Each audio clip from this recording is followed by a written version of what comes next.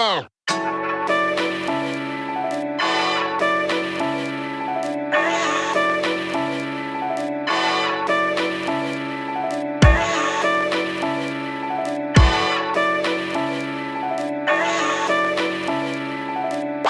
Oh. All right, everybody. Welcome back to the Problematic Podcast. Thanks for tuning in. I'm your friendly neighborhood co-host, Rita, with my favorite friendly neighborhood co-host, Whitney. Hi. Whitney, how you been? How's life treating you? You know, I personally, there's no complaints. Like in my personal life, life is great. Very, very peaceful. I mean, as peaceful as it could be with a 3-year-old and a husband. You know, those usually come with noise. True. Yes, a lot of noise. And your husband Mhm. walks around the house singing Negro spiritual, so All it's the a damn time. different set of noise. We had just had an argument.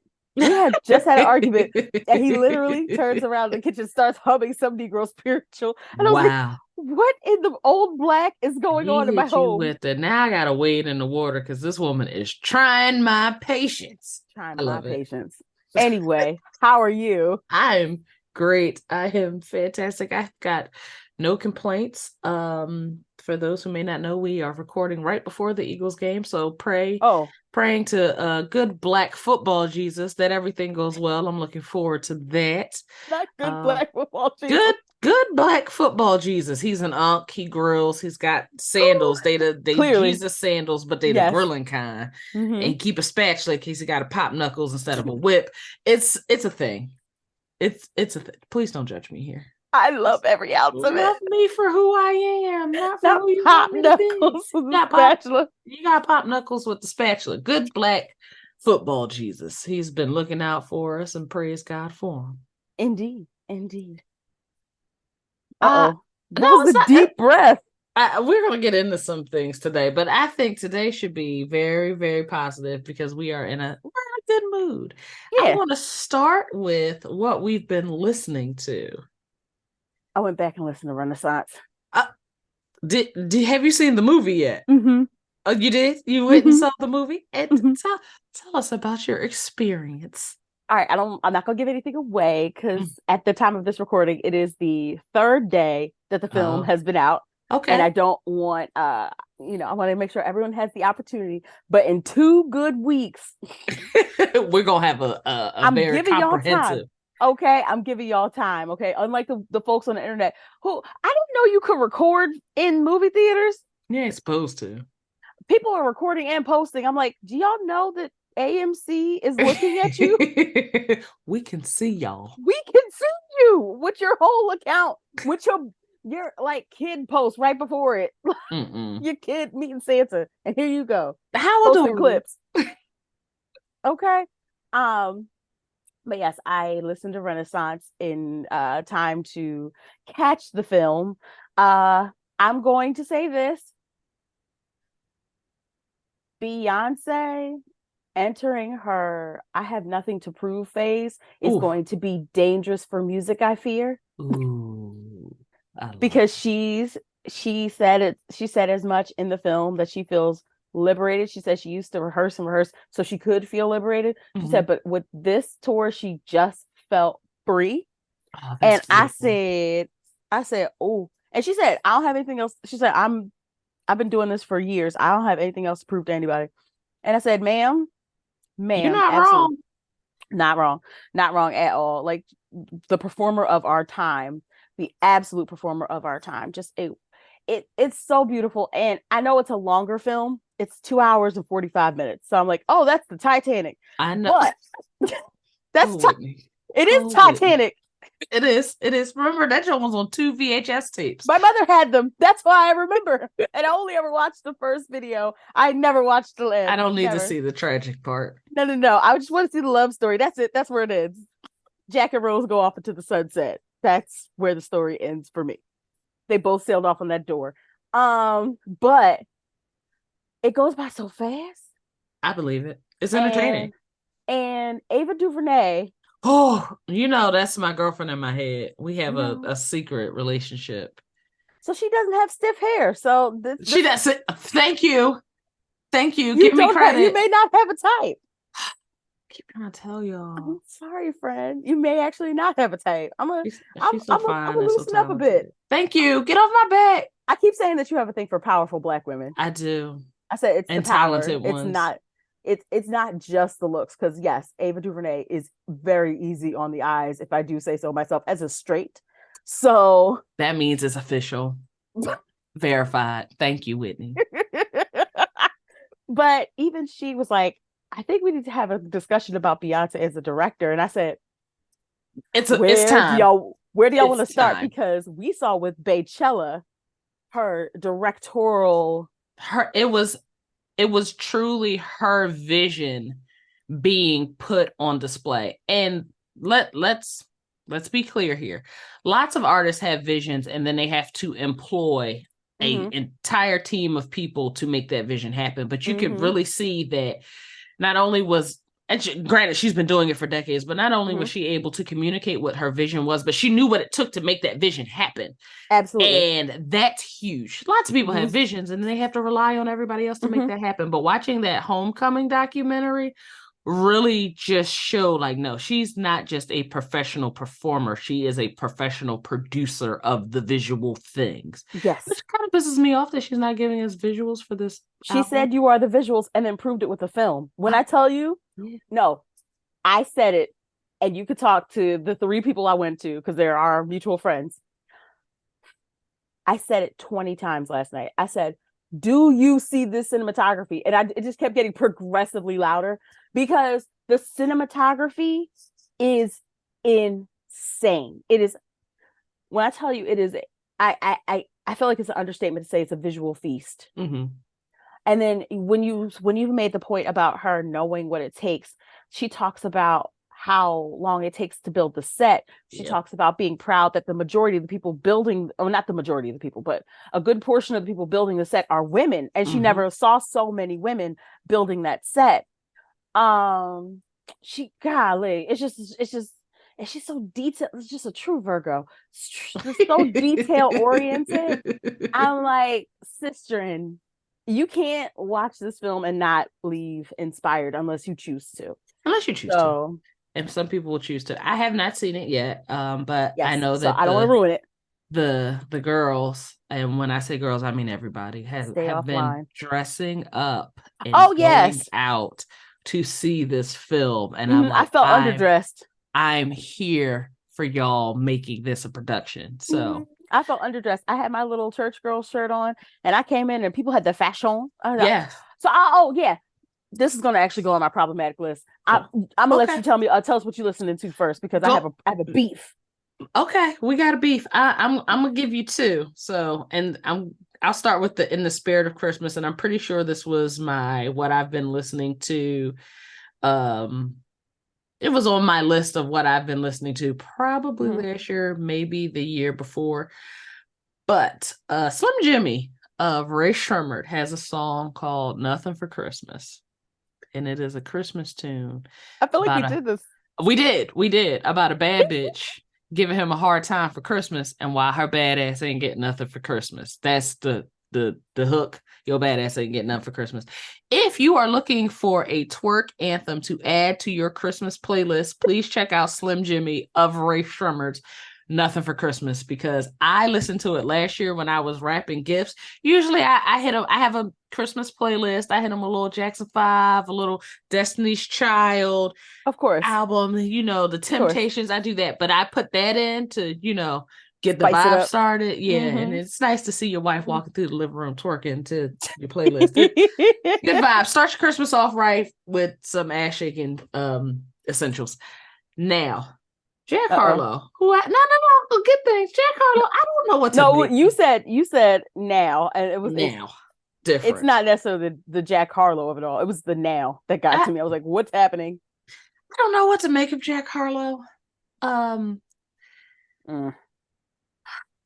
love his voice. I gotta be honest. I like his music. I like his music, but I feel like it's very hit or miss. It's like you hear you hear a Jack Harlow song, it's either really great or it's like, why did you even put this out? Do this, sir. Well, Mr. Harlow must have heard my critique and gave us Lovin' on Me. Have you heard this song, Whitney? I have not. Your homework.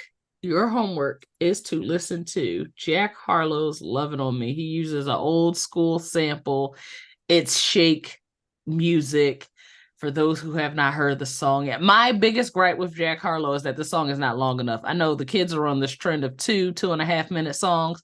This song could have been a 4 minute song. It made me wish that I was in my club era scene because I would love to hear. You would have been fighting and bopping. I would have loved to hear this song in a club with an Incredible Hawk in my hand and my business casual outfit on. Shout out to the business casual of the early. We showed up looking like we was going to work, but we were going to on a Friday though. What the fuck was wrong with us? I don't know. We weren't going on a Monday or Tuesday. We were it definitely looked like we were going on a Friday. But we dressed up to go outside. Yeah. So Jack Harlow's Lovin' on Me. I love the sample. I love the song. And that it's always a good thing when you hear a sample in hip hop and you go, oh, I think I might like the original. I listened to the original, which is by a gentleman named, oh my God, I'm so mad that I don't know this offhand. Give me just a second to look it up. No, I should have had this together. Your time. But the original song wasn't on Apple Music. So let me start there. If you're going to go look for the song, it's not on Apple Music. He samples Cadillac Dale's Whatever. Whitney. I went and found the original.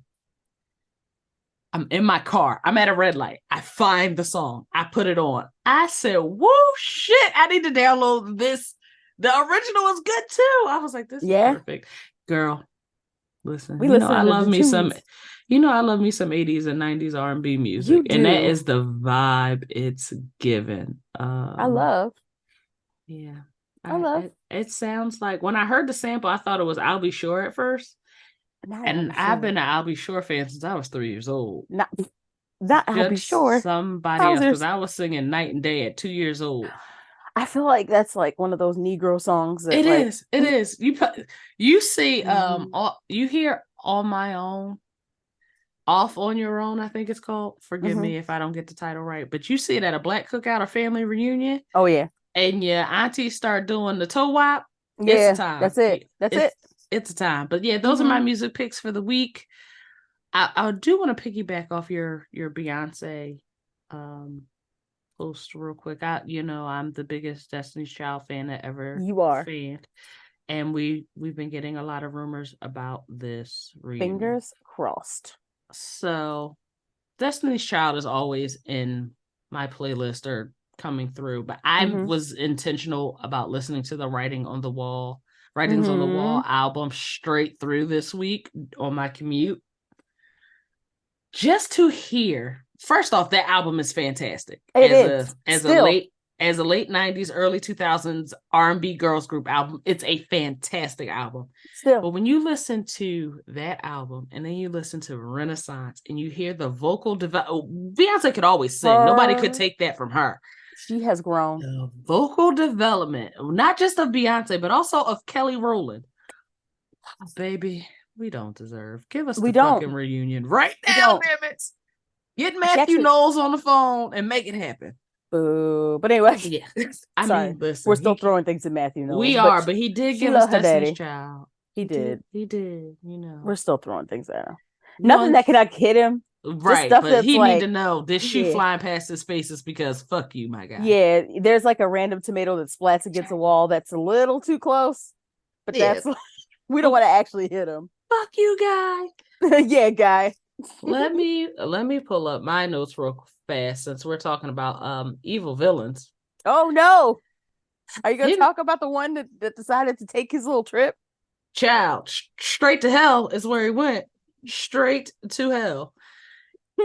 For those of you Henry Kissinger is dead, and I would like to say ding dong, the kiss is dead, but that was probably inappropriate. But someone's going to be very angry with you. You shouldn't be rejoicing in the death of someone. The crazy thing is, I am not rejoicing. You aren't. But the people online were, and baby, oh my gosh, was I entertained. It was like when the Queen died. Do you remember when I do? Oh, the memes flew, baby. Between the Black diaspora and the Irish, I have never seen us unite so It's hardcore. such a When the way, queen baby. It was died. green beer and black eyed peas all over the internet, and I was here for it. Not green beer and black eyed peas. It was green beer and black eyed peas. And black and Irish Twitter really did unite. But Henry Outside of Kissinger, each other. okay, in the streets and online. So Henry Kissinger passed, and I know that myself and Whitney were both entertained by the news headlines that came across our screens when it said war criminal beloved by American ruling class. Ooh. Henry Kissinger dead at 100. Now, man, oh man, Spencer Ackerman wrote the hell of that out of that. I said, Spencer, please get your foot off his neck. He's already dead.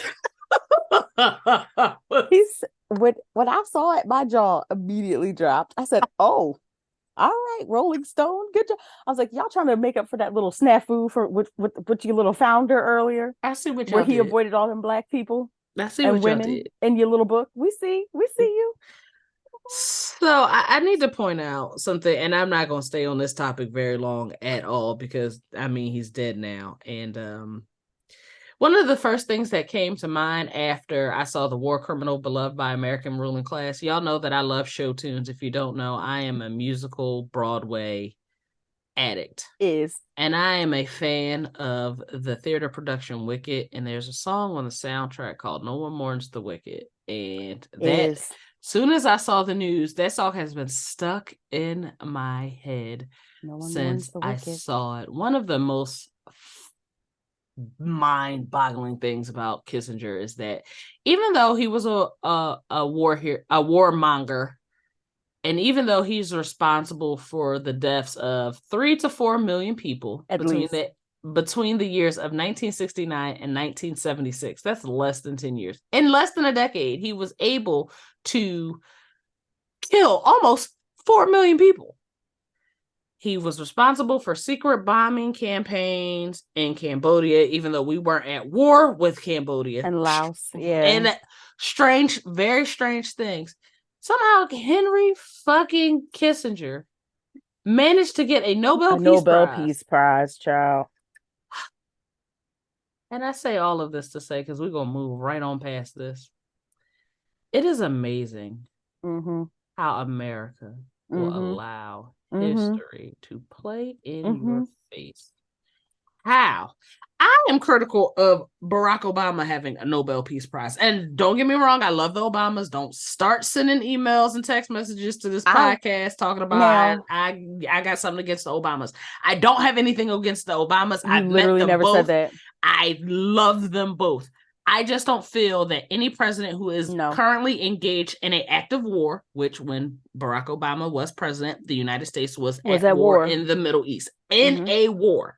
I don't feel that anybody who is currently in a war and providing, because he is the commander-in-chief, being the commander-in-chief in a war, should be eligible for a Nobel Peace Prize. That's always been my criticism with his win for the Nobel Peace Prize. But he won it. That wasn't up to me. I wasn't on the panel. But Kissinger should have never been eligible for a Nobel Peace Prize. So, never. Yeah, for those of you who are critical saying that people were celebrating his death, that's his one death to the 3 million that he's million for at least killing. So can I read a quote? Yeah, you absolutely can, girl. This is by the amazing Anthony Bourdain wrestler. I love Anthony Bourdain.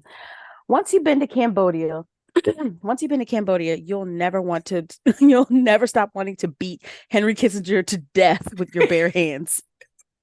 You will never again be able to open a newspaper and read about that treacherous, prevaricating, that's the word, murderous scumbag sitting down for a nice chat with Charlie Rose or attending some black tie affair for a new glossy magazine without choking. Witnessing what Henry did to Cambodia, the fruits of his genius for statesmanship, and you will never understand why he is not sitting in the dock at The Hague next to Milosevic. it just jiggles the mind. It doesn't make any sense. I don't understand how he was able to put together this illustrious career. Brown people. Because that's who he was killing. You know what? You're right. Brown people. Mm-hmm. If he was doing this, it's the difference between why people are. It's complicated for Israel, Palestine, but it's not complicated for Russia, Ukraine. Right. It's amazing. Isn't that fantastic? Mm-hmm. It's brown people.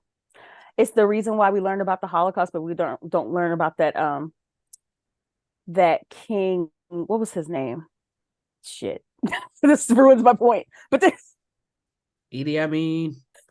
Any of the civil wars in any of the civil wars, which we should, South America or Africa, right? And we should be learning about the Holocaust. Like, don't take what I'm saying. Absolutely, like we shouldn't 100%. Be learning about it. But there's been multiple Holocausts on the continent because y'all keep acting like Africa's in the last decade. Yes, there's been multiples of those. We're living through one right now in Congo and Sudan. Actually, and no one's talking about Ethiopia. Yeah. And in Congo, the reason why everybody's really quiet about it is because a lot of the countries that are, I don't know how to even say this outside of saying, well, I'm just going to say, the benefit from this type of violence, quote unquote, stakeholders. Mm-hmm. Because of the devices that we use right now, our cell phones, our laptops, it's the lithium, it's the cobalt, it's all of that stuff. The Congo is rich in that, and it benefits people to enslave and do harm to people in order to profit. So there's that. Brown people, you're not wrong. You are not wrong. Because if he was bombing Poland, it would have been. Listen, God forbid anyone bomb Poland. I don't want anyone to bomb anybody. Just Poland has been through enough. Okay, but Poland has been through enough. Leave them alone. Please leave Poland alone. I'm sure Poland is just enjoying their reprieve from World War II. Leave them alone. Leave everybody alone. How about we all just leave everybody alone? But yeah, enough about Kissinger. Who we yelling at, Whitney? Oh, woman. All right. Julianna Marguiles. Oh boy, let's go. Did you see this? Nope. All right. I haven't seen anything. Praise God. I'm sure I'm butchering her last name, but considering what she says, who gives a shit? Julianna Marguiles, apparently she has apologized for some comments she made linking, and I'm reading from USA Today, linking a perceived lack of support for the Jewish community to Black and LGBTQ plus communities support of Palestinians amid the Israel-Hamas war. And so the comments, before I read her apology, she was on an episode of Andy Roy's The Back Room. And what exactly did she say? She said, the fact that the entire Black community isn't standing with us, to me, says either they don't know or that they've been brainwashed to hate Jews. What? In the civil rights movement, the Jews were the ones that walked alongside with the Blacks for the fight for their rights. And then she talked about some Black lesbian club at Columbia that allegedly, we don't even know if this is true or not, put up signs that says no Jews allowed for a movie screening. Oh God. Pretty sure that never happened. Happened. Pretty sure that never happened. It would have been bigger news. Pretty sure we would have seen that everywhere if that was actually a true thing. Stop getting your news from social media. As someone who plays a lesbian journalist on the morning show, I am more than offended by it as a lesbian than I am a Jew. Okay, so you're cosplaying as a lesbian. Mm-hmm. Got it. Yeah, on TV. And she said, you don't exist. You are lower than the Jews. A, you're Black. B, you're gay. And you're turning your back on the people against the people who support you. So that's essentially what she said. Now, to her apology, and I need a let's play a game. Let's play a game. You're going to give me a rating for this apology of 1, what apology, to 10, magnificent apology. Like, I feel like I'm vindicated. Okay. All right, here's the apology. I am horrified by the fact that that statements I made on a recent podcast offended the Black and LGBTQIA plus communities I truly love and respect. I want to be 100% clear. Racism, homophobia, sexism, and any prejudice against anyone's personal beliefs or identity are abhorrent to me, full stop. -4. This is awful. F. You're going to summer school. Throughout my career, I have worked tirelessly to combat hate of all kinds and anti-Semitism and speak out against terrorist groups like Hamas, forge a united front against discrimination. I did not intend for my words to sow further division, for which I am sincerely apologetic. Girl, bye. Keep it, because it was garbage. Yes. Just, people were making fun about King and T.I. I'm sure y'all have seen the stories. They were making fun of that little boy and talking about he had a pacifier and he was saying they were bad parents, and none of these things matter. But he was quoted for saying standing on business 10,000 times, and me as an older woman of a certain age, I'm like, what the hell does standing on business mean? So I googled it and I talked to my 13-year-old about it, and I have an idea. And standing on business is just saying what I mean. What I say is what I mean. And I'm willing to stand up for what I believe in. That's the gist. If I said it, I mean it. I'll go to war about it. I'll shoot your grandma about it, whatever. Not shoot your grandma. Julianna Marguiles, if you said it, stand on it. I'm sick of y'all apologies because y'all losing money. Be about that life. If you are a racist, be about that life. Say it with your chest. If you're an idiot, be about that life. Say it with your. You don't need to apologize to us. We know how you feel now. We got it. And the apologies never change my mind. So I don't know who the intended audience is for these apologies, because I'm just not buying it. Whitney, help me understand. I don't like apologies that start off with, I am horrified that my statements offended you. Baby, your statements that came out of your fucking face. You're not horrified that you made terrible statements. You're horrified that we were offended by them. And come on, Whitney, because I'm just saying. Let me get my offering ready. Stop it. It's like, if your statements were horrifying to you, you would apologize for your horrifying statements. You were horrified that there was enough, not that we were actually offended, but there was enough noise to make you have to pay attention to the fact that we were offended. Right. Now, I don't know if you're actually a lesbian or not. I didn't do my Googles to find this out.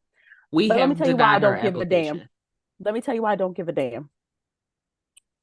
You're not going to ride the coattails of some alleged oppression that you may feel or you may not feel when you are a white presenting woman, and a wealthy one at that, and you benefit from that. It is what it is. So you're talking about some Black lesbian club at Columbia. Do you know that you could have put all them people's lives in danger? Do you know that you could have literally put a target on people's back because of the platform that you have? No, y'all just be. It's wild that people like Rashida Tlaib can be punished for talking about freedom and liberation for her own people, that Bella Hadid and Gigi Hadid are punished for saying that their people shouldn't be slaughtered. But then you have people like Julianna Marguiles telling people that they don't matter because they're Black and that they're gay. Like, we're in what world? In what world? Any of this makes sense? None. What are we doing here? So, yeah. Yeah, it's fuck her. It's also fuck Felicity Huffman, because she done broke out of jail and decided to say some stupid shit.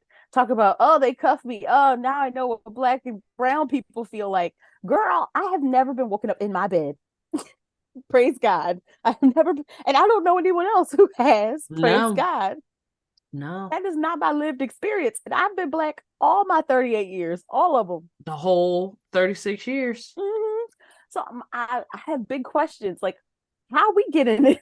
Why you keep bringing up Negroes? We over here minding our business, preparing to make our black eyed peas and wash our laundry before New Year's comes in. Okay, we have a lot of house cleaning to do. Like, y'all know Kwanzaa right around the corner. Leave us alone. Do we live in y'all brains like rent free? Right. And do you think that you're being a good ally by bringing shit like that up? Like, that's not being a good ally. Like, your experience because you committed a crime does not translate to the experiences of Black people. You are a wealthy white woman. You are a wealthy white woman. You will never know the experiences, nor will you ever experience the experiences of Black and brown people, especially when we deal with law enforcement. But furthermore, the fact that that fell out of your mouth, you didn't even stop to think like, hey, maybe the majority of Black people don't wake up the way I woke up because I committed an actual crime and I'm getting arrested for the crime that I'm getting. There's a difference. The difference is your ass was guilty. Guilty people go to jail, Sugarfoot. Yeah. That's how that works. That's how jail works. Yeah. Yeah. Unlike Breonna Taylor, who was just trying to go to sleep. Who was minding her business. In her bed. I must say. Yes, ma'am.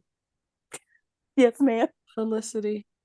You look at one of the, but no, because the whole scandal of very rich parents paying to get their kids into good schools and risking jail for it. I laugh and I cackle because you're rich. So not only are you white, but you're rich. And let's not make this about race. Let's take race out of it. You're rich. Fine. You're wealthy. You're wealthy. You have the means to ensure that your child gets all of the best education, all of the best access to resources. And your mediocre fucking kids still couldn't get into their state universities that they wanted to get into. We're talking about Harvards or Yales or Penn's. Yeah. We weren't talking about these kids getting into USC. Yeah. You have fucking money and your kid isn't smart enough to get into USC. You couldn't buy a building like the rest of the people do. That's what the rest of the rich people do. They get a building, and then Chad goes to school, and he talks about how I, with all of my good grades, am a diversity inclusion person. He talks about how I'm affirmative action. Meanwhile, his dad bought a building, and I can't think of a more affirmative action than that. That is the most amazing shit to me. You had all of the money, all of the resources, the ways to get tutors. Again, you have enough money to buy a building or help rebuild the library or donate 100,000 books to these universities. And somehow your mediocre ass kids still couldn't get into their local university. Y'all live over there. You have all of the networking potentials. I don't understand. And then you went to jail for it because your kid is mediocre and couldn't get into this school. I mean, we could all take you could take a gap year. Like, she didn't have to go to college. She's rich. You paid all of that money to go to jail for your kid to not even be in college anyway.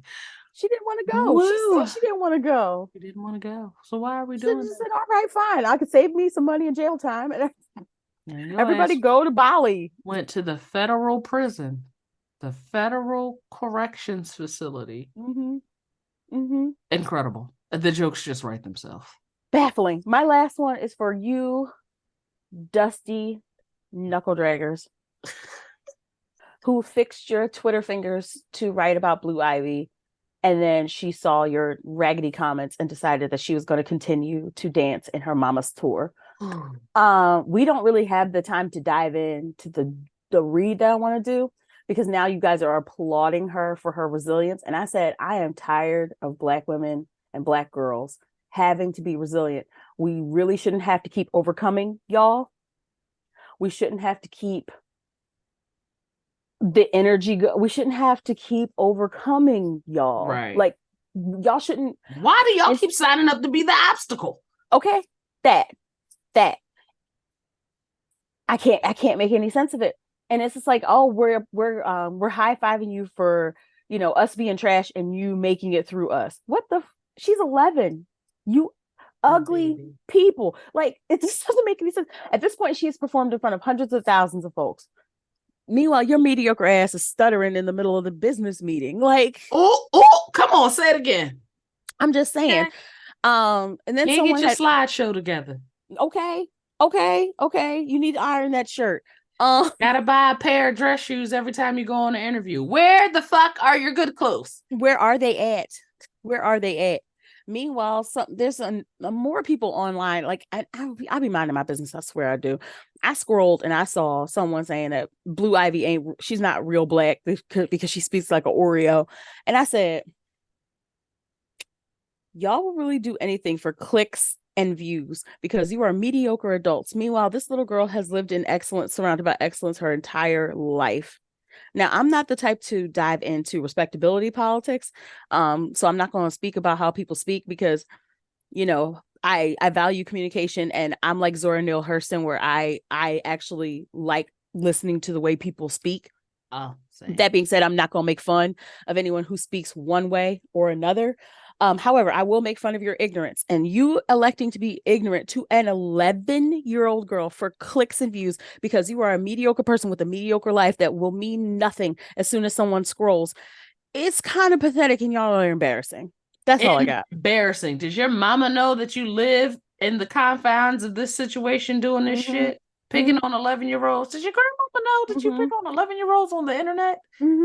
Maybe your aunties aren't praying hard enough for you. Somebody ain't doing their work. Call the lady. Call the lady.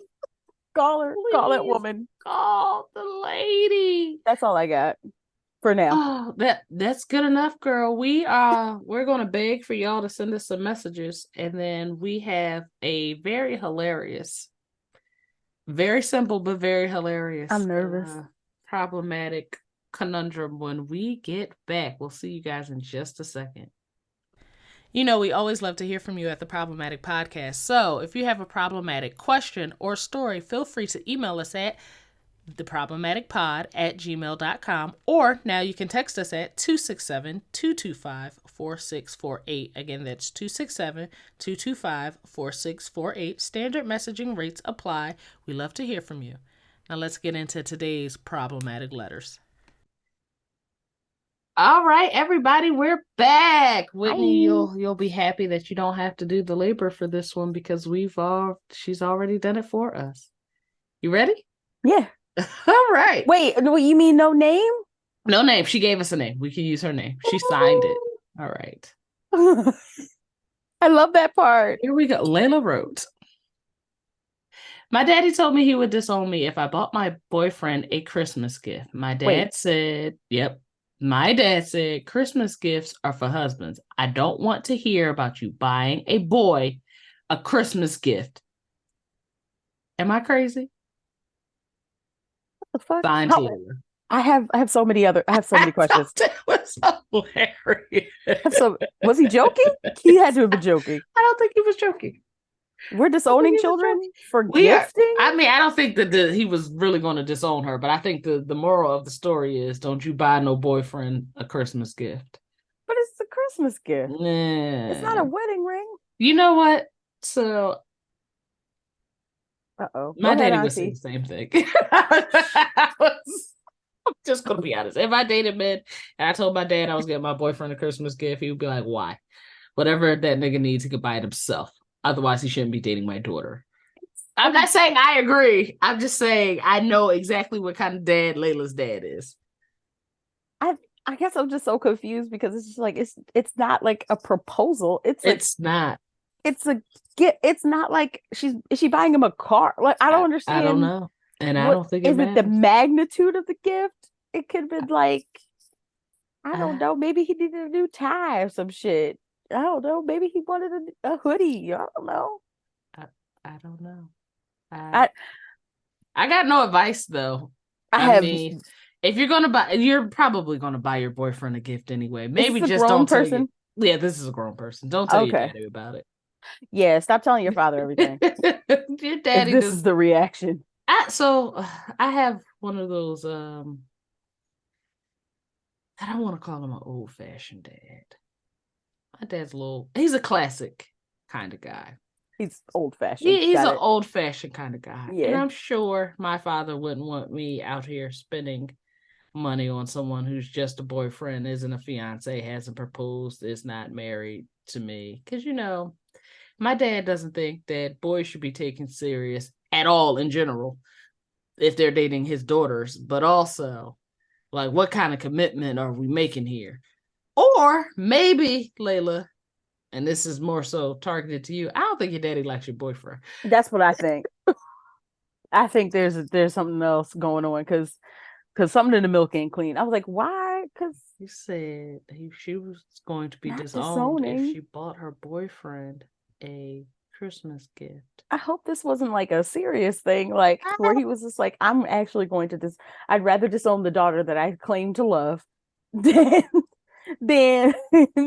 let her buy a gift, which is like, I don't know. People buy gifts for like their bosses they don't even like. I didn't think it was a problem, but I could definitely see my dad saying this. I strongly disagree with the disowning situation. I strongly disagree with it as well, and I'm hoping that part was a joke. It better have Please, been a joke. Layla, can you let me know if this was a joke? Let us know if this was a joke because I'm horrified. But clearly, your father felt very strongly about this. Yeah, I feel like I bought a lot of people people who how many I'm not even friends you had, with now. Whitney? Let's talk about it. I didn't say boyfriend. I said people. How many boyfriends did you have, Whitney? Not many. Okay. Not many. Let's just be honest. Kind of the nerd, kind of the wallflower over here, guys.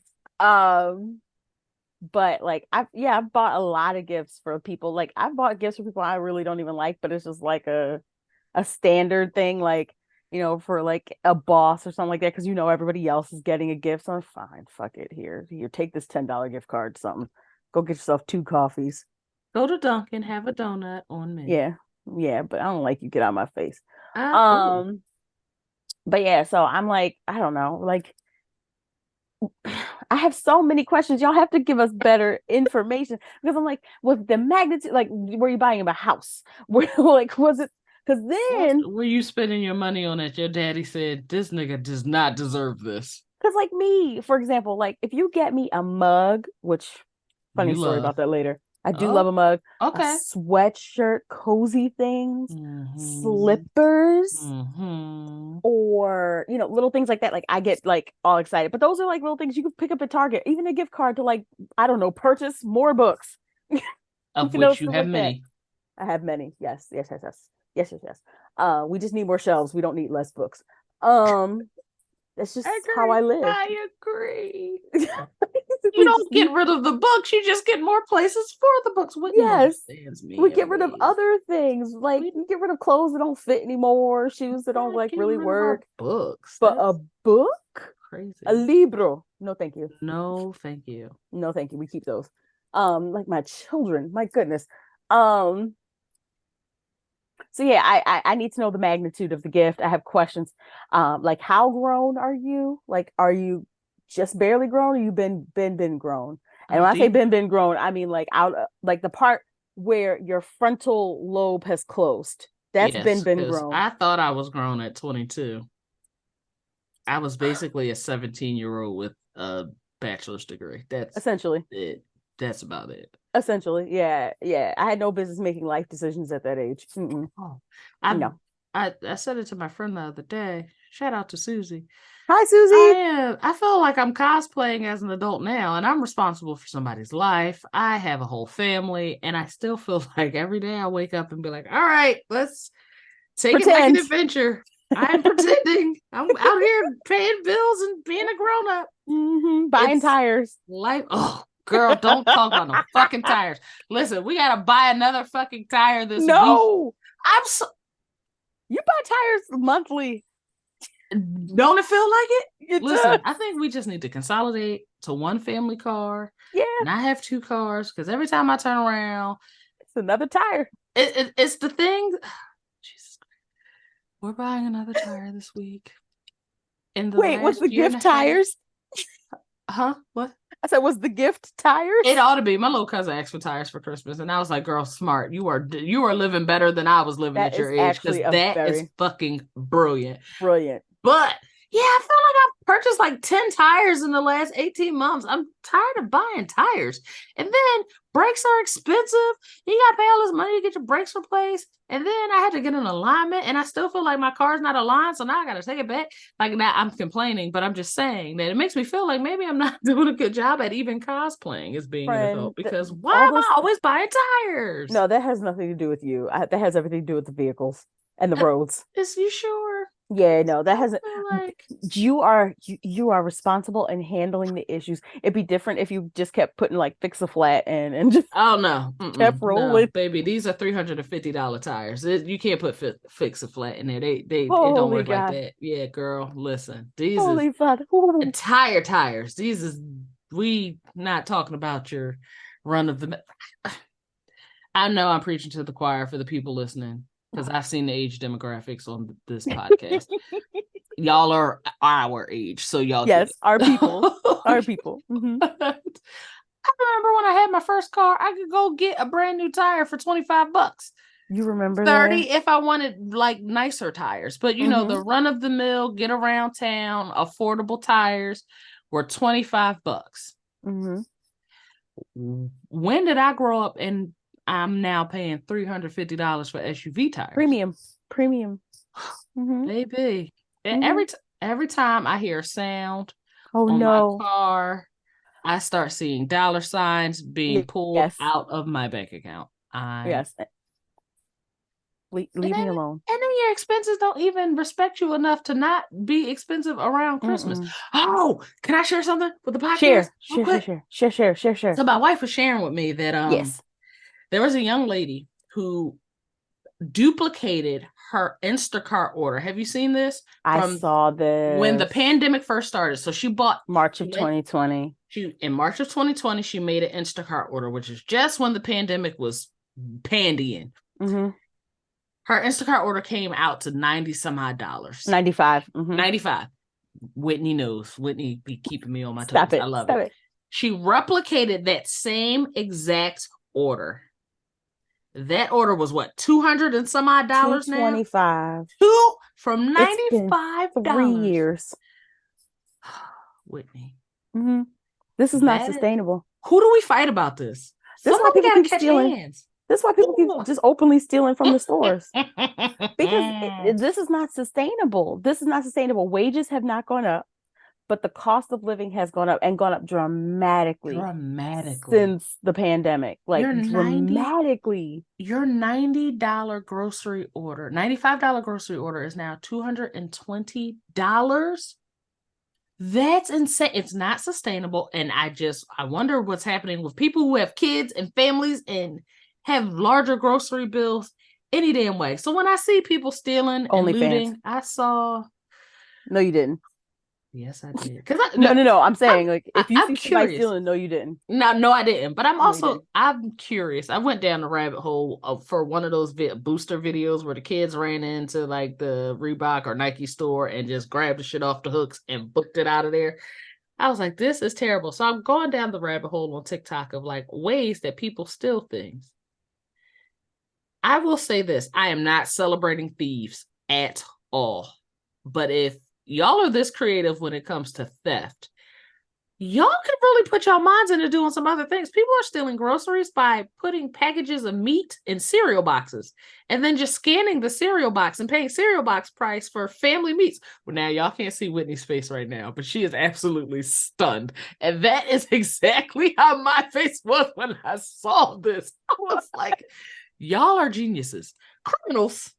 Definitely crimers. Holy crimers. But geniuses. I said, well, I'll be there. Y'all got to eat. You have to eat. You have to eat. Like Whitney said, if you see somebody stealing, no, you didn't. I ain't see shit. You didn't. People are stealing formula. And then they will arrest people who were caught stealing formula. Let me tell you something. If somebody's stealing formula, it's to feed a hungry fucking baby. A baby. Because there are lots of more interesting things to steal than formula. Mm-hmm. We gotta get better. People cannot afford to This is unsustainable. Their families. I've told y'all on this podcast, the family pack of chicken in Spain was like $5. They had $5 packs, $7 packs, and some $8 packs. But here they're like $17. Doesn't make any sense. What's happening here? It's unsustainable. But yeah, when I looked at how y'all steal clothes and groceries, and it's essentially y'all putting meat in cereal boxes and scanning a green pepper and then putting your bouncy paper towels under the cart, I said, wow, I would have never thought of that. But my brain doesn't work in crime mode. But also I understand people who are stealing food are doing it because they're hungry. Yeah. It's they're doing because they have to. And we would rather punish the people. We have a terrible habit of punishing poverty rather than trying to solve it. Poverty is a crime in this country.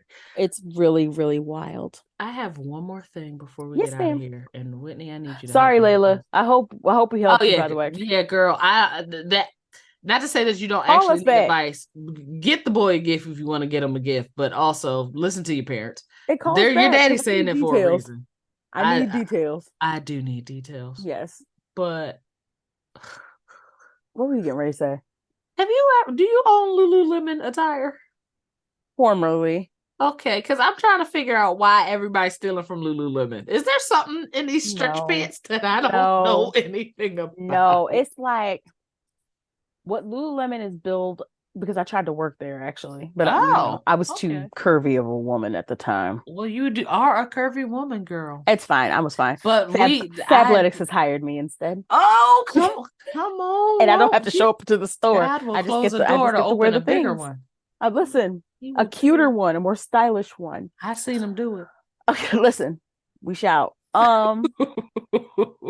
Yeah, it's billed as like the top tier of like that yogi sort of thing. So it's just like fancy yoga clothes, but you can get the same yoga clothes at Old Navy. Like it's not gonna be the same quality, obvi, but it's like it's good stuff. And Old Navy's was probably cuter and comes in better sizes, like more inclusive sizes, because there was a time where Lululemons didn't even go above a size 12. Excuse me? Yeah. I'm like, but the average woman, the average size woman in the United States is size 14. So what are we doing here? So are we just not allowed to wear Lululemon? Are you just trying to say that you don't want bigger people in your clothing? Because we just refused to buy it. So the people who are stealing it, I don't know, maybe they're selling it. I'm very confused, but okay. Maybe they are selling it, but I mean, who's buying it if they're selling it? That's my thing. Like, you sell it on Poshmark, or not just Poshmark, but like eBay, all those places like that. You just go. Not that I would ever be guilty of receiving stolen goods. However, I was just trying to figure out if they are reselling these goods, who's purchasing them. I don't know anybody people. I have never heard anybody say, yeah, girl, I gotta go down to the Lululemon and get me some. It's not us. It isn't us. It's not us. Like, thank you, Whitney, because I thought I was missing something. I thought I was out of touch with the culture. No. A lot of us don't really like bang with Lululemon like that. Like, especially now that we have like Rihanna's line. We had Ivy Park. I know. I feel like she's gonna do something else with Ivy Park. I feel like Ivy Park's not dead yet. It's just not. It's no longer with Adidas. What else? We have all those other lines. Like, why would we want? Right. Yeah. Plus, we want more size inclusion. So. Okay. Yeah. I just wanted to. It's just comfy, stretchy, like yoga stuff. Got it. Cool. That nobody does yoga in. One last thing. I want to send a shout out to everyone who sent us their Spotify and Apple podcast raps and had us in your top 5. We love y'all. Thank you for listening. That was so awesome. Wait. Yes, people like us and they listen to our podcast. That's crazy. Y'all really make me. Can we post it? Yeah, we can. It's actually, there are some on the Facebook page already. So I gotta. Can we post it on the gram? We can. We absolutely. Because I'm never on the Facebook. I'm always on the gram. I'm always in Grahamtown. I live on the old people app, which is Facebook, but you're just a classic woman, and you love the classics. Thank you. I appreciate you. But I just wanted to share that with everyone. Thank you for sharing, and thank you for listening. Guys. I hope you all have a dope ass week, and we'll see you back here next week. Bye. Bye.